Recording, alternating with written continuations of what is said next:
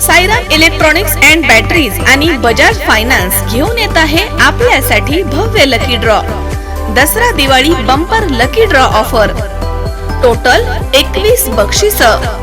पहिला बक्षीस बजाज प्लॅटिना, दुसरा बक्षीस LED टीव्ही, तिसरा बक्षीस फ्रीज, चौथं बक्षीस मोबाईल, पाचवं बक्षीस सायकल आणि बरीच बक्षीस. ऑफर कालावधी 1 ऑक्टोबर ते 30 November. 0% down payment. Sairam electronics and batteries, Rahuri. Chaitanya दूध आपल्या परिवारासाठी पिशवी बंद शुद्ध दूध, गाईचं शुद्ध गावरान तूप, श्रीखंड, आम्रखंड, पनीर, मँगो, व्हॅनिला, शाही लस्सी, दही आणि अनेक दर्जेदार उत्पादने. तसेच चैतन्य ॲक्वाची पाणी बॉटल. एक वेळ सूर्य पूर्वेऐवजी पश्चिम दिशेकडनं उगवेल, पण आपण निवडणुकीमधनं माघार घेणार नाही, असे भाजप नेत्या सुवर्णाताई पाचपुते यांनी पत्रकार परिषदेमध्ये बोलताना म्हटलंय.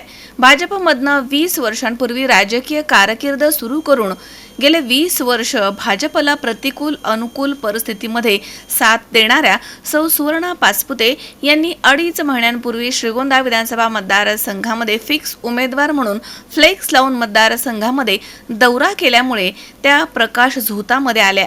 गेल्या 2.5 वर्षात मतदारसंघात फिरताना मिळालेला प्रतिसाद, मूलभूत प्रश्न मार्गी न लागल्यानं लोकांचा सत्ताधिकाऱ्यांवरील रोष यामधनं आपण विजयी होऊ अशी आशा असल्याचं सांगून सौ पाचपुते यांनी गेल्या 10 वर्षामध्ये आपणावरती पक्षानं जबाबदारी दिली ती आपण पार पाडली, पण पक्षानं 2014-2019 मध्ये उमेदवारी दिली नाही.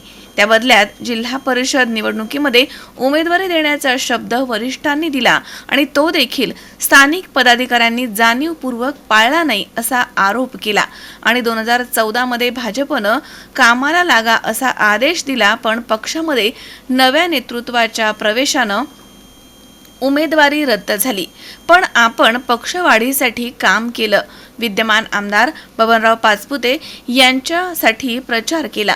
काष्टी ग्रामपंचायत निवडणुकीमध्ये प्रताप पाचपुते यांचा प्रचार केला. सहकार महर्षी शिवाजीराव नागोडे सहकारी साखर कारखाना निवडणुकीत आमदार बबनराव पाचपुते यांच्या पत्नी सौ प्रतिभा पाचपुते यांचा प्रचार केला.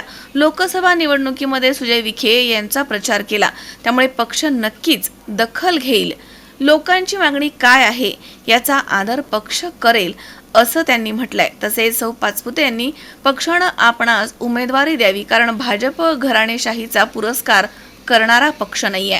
मतदारसंघामध्ये फ्लेक्स, दौरा, सुखदुःख, लग्न सोहळे, सामाजिक कार्यक्रमात सहभाग यासाठी रसद पुरवली जाते का, अशी चर्चा असल्याचे पत्रकारांनी विचारताच सौ पाचपुते म्हणाल्यात की माझ्याकडे कोणतीही सत्ता नाही, संस्था नाही. माझा सर्व खर्च वडील शिवाजीराव नांद्रे हे आपल्या शेतीमधील उत्पादन विकून करतायत, असं स्पष्ट करून आम्ही कोणाच्या प्रलोभनाला बळी पडणार नाही. आम्हाला पैशानं कोणीही खरेदी करू शकत नाही. आम्ही कोणाच्या आदेशानं उमेदवारी करत नाही आणि कोणाच्या आदेशानं माघार देखील घेणार नाही, असं त्यांनी म्हटलंय. सामाजिक बांधिलकी म्हणून आपण दररोज लोकांच्या प्रश्नांमध्ये आहोत.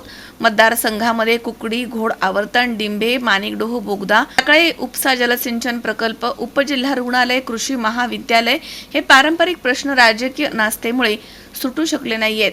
ही या मतदारसंघाची शोकांतिका आहे. हे चित्र बदलण्यासाठी माझी उमेदवारी आहे. मतदारांनी आजपर्यंत अनेकांना संधी दिली, पण प्रश्न जैसे थे तसेच राहिले. त्यामुळे मतदारांनीच मला दौऱ्याच्या दरम्यान या प्रश्नांची सोडवणूक करण्यासाठी उमेदवारी करण्याचा आग्रह धरला. उमेदवारी करणारच याचा पुनरुच्चार करून मतदारसंघात कोणत्याही आघाडीचं वातावरण नसून लोकच आता बदलाच्या प्रतीक्षेमध्ये आहेत आणि सर्वात कमी खर्चात आपण विजयी होणार असा विश्वास त्यांनी व्यक्त केलाय. 2 ते 3 महिन्यापासून मी तालुक्यातील प्रत्येक गावात गेले, संघटन केले, सर्वसामान्य लोकांना विचारले आणि आज सगळा पूर्ण होमवर्क घेऊन मी तुमच्याशी बोलायला तयार आहे. तर काही झालं तरी सुवर्णा पाचपुते यांची उमेदवारी 100% राहणार. पूर्वेचा सूर्य पश्चिमेकडे उगवला अशी परिस्थिती आली तरी मी उभा राहणार आणि भाजपची निष्ठावंत प्रबळ दावेदार म्हणून उभा राहणार आहे. तुम्ही भाजपाचे प्रवेश ऐन टायमाला जर भाजपाने आपल्या उमेदवारी नाकारली तर आपली पुढची भूमिका कशी आहे का? मला नाही वाटत भाजप यावेळेस माझी उमेदवारी नाकारेल. 100% मलाच तिकीट देईल. जर नाकारली तर जर तर त्यावेळेस मी तुम्हाला सांगेल काय. आपण या संदर्भात कोणत्या भाजपच्या वड्या नेत्याशी आता मध्यंतरी चर्चा केली आहे का तिकडे संदर्भात? नाही, मी पक्षाच्या एकाच नाही नेत्याशी, मी प्रदेशाध्यक्ष असतील, उपमुख्यमंत्री असतील, जे जबाबदार आहेत त्या सगळ्यांशी बोलून झाले.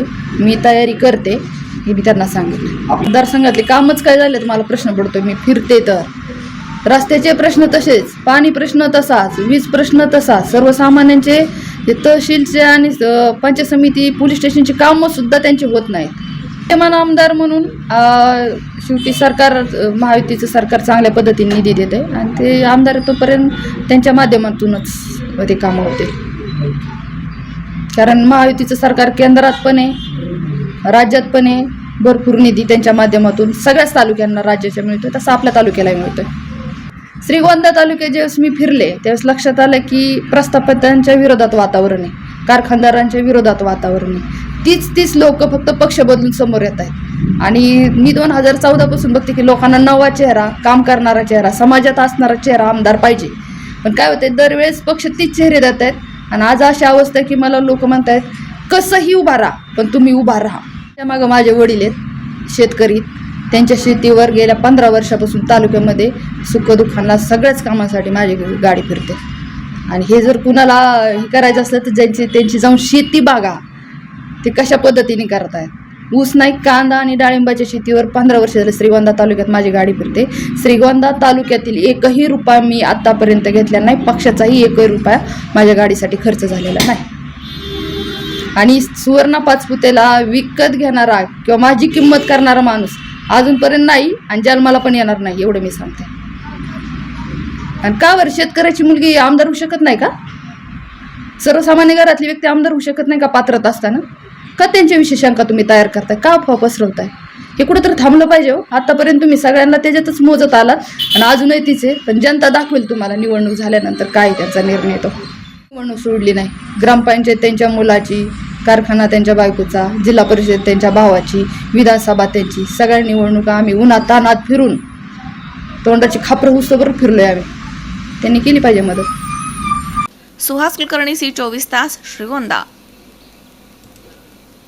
कॉंग्रॅच्युलेशन वहिनी, बाळ झाल्याबद्दल. पण मी ऐकलंय डिलिव्हरी फार क्रिटिकल होती. आता ठीक आहे ना सगळं? अगं होता थोडा प्रॉब्लेम, पण स्त्रियांच्या आरोग्याची संपूर्ण काळजी घेणारं मातृसेवा होतं ना साथीला. सगळं सुरळीत झालं. किशोर वयापासून ते रजो निवृत्तीपर्यंत स्त्रीच्या आरोग्याची संपूर्ण काळजी घेणारं अहमदनगर मधील पहिलं स्त्री रुग्णालय Matruseva women's hospital, obstetric ICU. किशोरवयीन आणि विवाहपूर्व समुपदेशन, गरोदर माता तपासणी आणि प्रसूती, पहिल्या सिझेरियन नंतर नॉर्मल डिलिव्हरीची सोय. मातृसेवा विमेन्स हॉस्पिटल, सक्कर चौक, नवीन टिळक रोड, अहमदनगर. फोन 9850 20 0017.